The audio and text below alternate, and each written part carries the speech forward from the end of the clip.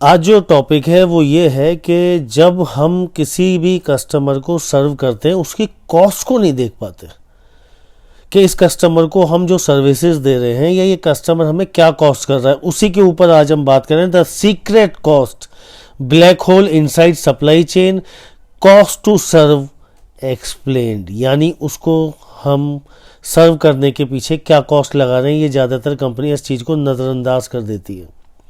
Most companies have no idea which of their customers actually make them money and which one silently drain millions. मतलब customer को, जो भी हमारा customer है वो दो तरीके के होते हैं। एक तो वो कस्टमर जो हमें, जिससे हम कमाई करते हैं। दूसरा, हमें ये भी नहीं पता होता कि कुछ कस्टमर ऐसे होते हैं जो हमारे कस्टमर तो हैं लेकिन हमारा नुकसान ही होता है उनको सर्विस देने में, उनको मटेरियल बेचने में। अब ये किस तरीके से, ये सब एनालिसिस का पार्ट है। आज हम एक्सपोज करेंगे इसी तरीके के हिडन कॉन्सेप्ट जो हर सप्लाई चेन में ज़्यादातर इग्नोर हो जाते हैं। और आज का टॉपिक है cost to serve. And once you understand it you will never look at profit the same way again. जैसे आज आप सोचते हो कि जो भी कस्टमर है ये तो बस हमें प्रॉफिट ही प्रॉफिट आई जा रहा है कस्टमर से, लेकिन ऐसा नहीं है। आज जो पहला सेक्शन है इसमें हम बात करेंगे what companies think they know. Company क्या सोचती है कि उन्हें पता है। कंपनी सोचती हैं this product is profitable, this customer is great for business, this channel makes us money. Simple. Customer है, प्रॉफिट भी मिल रहा है प्रोडक्ट से, ये हमारे बिजनेस के लिए भी अच्छा है और ये चैनल जिसके थ्रू हम चल रहे हैं ये हमें मनी ही बना के देता है। But this is calculating using only revenue minus product cost. Company क्या करती है, जो हमारे पास रेवेन्यू आ रहा है उसमें से सीधा प्रोडक्ट कॉस्ट माइनस करी और मानते हैं कि ये पूरा का पूरा हमारा जो है प्रॉफिट है, जो कि बिल्कुल कंप्लीटली रॉन्ग है। This is completely wrong. It ignores the true operational cost of serving that customer or product.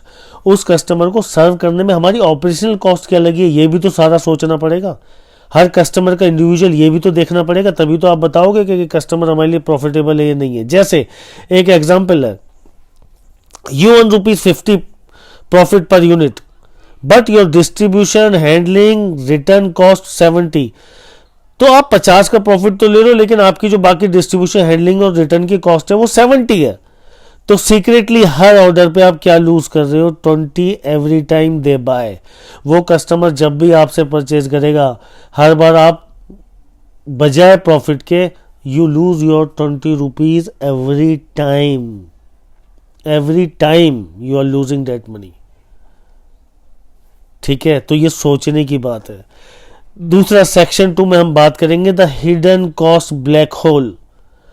बहुत कंपनियां क्या मेजर नहीं कर पाती कि हम कितने स्प्लिट शिपमेंट कर रहे हैं, कितने अर्जेंट ऑर्डर्स हैं, कितनी फ्रीक्वेंट स्मॉल डिलीवरीज है। जब तक इन सब चीज़ों को, ये सारे पैमाने हम नहीं देखेंगे तब तक उस सीक्रेट कॉस्ट तक हम नहीं पहुंच सकते। क्या स्पेशल पैकेजिंग वो कस्टमर करा रहा है, एक्सेसिव कस्टमर सर्विस आवर्स तो नहीं चाहिए उसको कि वो रात को भी दिन में भी हर टाइम उसको एक्सेसिव कस्टमर सर्विस चाहिए, हर बार वो कॉल करके कुछ ना कुछ पूछे जा रहा है। तो आपकी मैन पावर जो सर्विस की है, जो आपके कस्टमर सर्विस लेवल की जितनी मैन पावर है वो उसी बंदे पे लगी हुई है और वो भी ऑड आवर्स के अंदर भी। कॉम्प्लेक्स कंप्लेंस रिक्वायरमेंट्स, उसकी रिक्वायरमेंट्स जितनी ज़्यादा कॉम्प्लेक्स हैं कि इतनी ज़्यादा कॉम्प्लेक्स होती जा रही है कि मुझे ये रिपोर्ट भी चाहिए, मुझे ऐसे भी चाहिए, मुझे वैसे भी चाहिए, हर तरीके की मुझे रिपोर्ट अलग अलग तरीके से चाहिए। तो ये सब कॉस्ट करती हैं, फ्री की नहीं होती हैं। हाई रिटर्न रेट, उसका कितना रिटर्न रेट है कि जो आपने मटेरियल उसको बेचा है वो कितना उसको वापस कर रहा है, वो हाई रिटर्न रेट तो नहीं है। उसके बाद लॉन्ग कैश साइकिल और लेट पेमेंट्स, यानी लॉन्ग कैश साइकिल और लेट पेमेंट मतलब कि आपने जब उसको मटेरियल बेचा उसके बाद ड्यू डेट भी हो गई और वो कितनी लेट आपको पेमेंट कर रहा है। देखिए, जो भी मनी आपकी गई हुई है उस सब के ऊपर इंटरेस्ट कैलकुलेट होता है, क्योंकि आपको भी अपने वेंडर्स को उसके ऊपर इंटरेस्ट देना है, यानी आपको पेमेंट देना है। आप लेट पेमेंट करोगे तो आपकी गुडविल तो अलग ख़राब होती है, आपके ऊपर भी पेनल्टी क्लॉज होती है।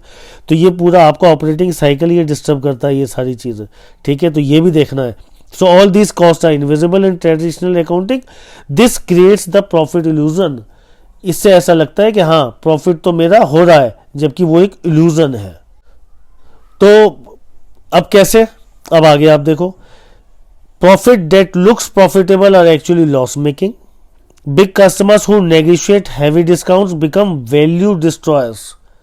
ठीक है, वो वैल्यू डिस्ट्रॉयर्स होते हैं, ना कि आपको कुछ मिलता है उनसे। This is why cost to serve is powerful. It exposes the hidden negative profit areas that leadership never seize.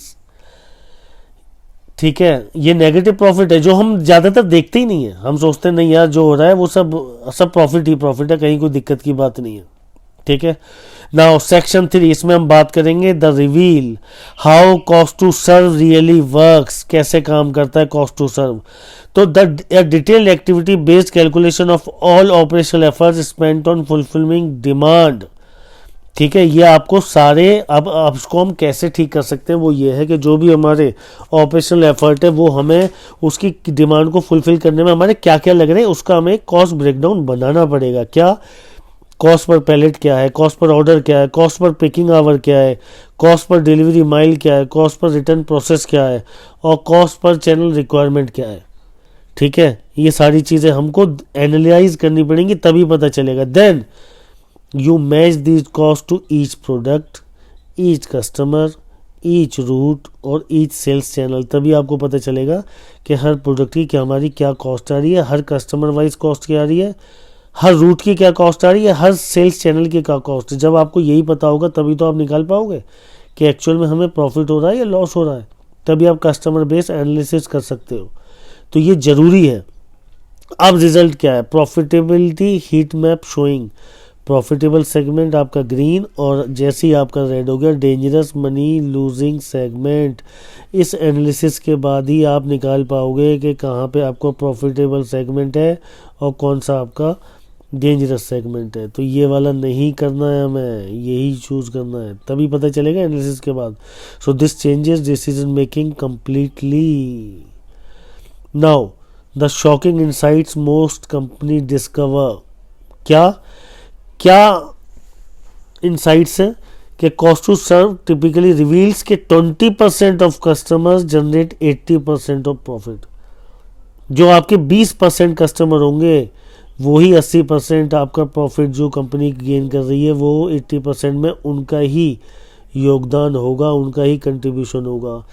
The bottom 30 to 40% of customer destroy value. ठीक है, small order cost 3 to 7x 3 to 7 times more than planned. E commerce की जो भी return होती है वो आपका margin ही खाती है और कुछ नहीं करती, वो आपका मार्जिन ही खाती है। Fast delivery options lose money unless price right. Fast delivery तो आप दे रहे हो, लेकिन क्या उसके लिए आपने कुछ खास प्राइस लिया है या नहीं लिया? नहीं लिया तो सीधी सीधी बात है कि आपका मनी लूज ही होना है, क्योंकि आपने एफर्ट तो उसमें ज़्यादा लगा दिए, आपकी कॉस्ट तो ज़्यादा आ रही है, लेकिन आपने कोई उसका सही प्राइस लिया है नहीं लिया, ये भी आपको देखना है। लग्जरी पैकेजिंग जो कस्टमर करा रहे हैं वो वेयर हाउस की एफिशिएंसी ही डिक्रीज़ करते हैं।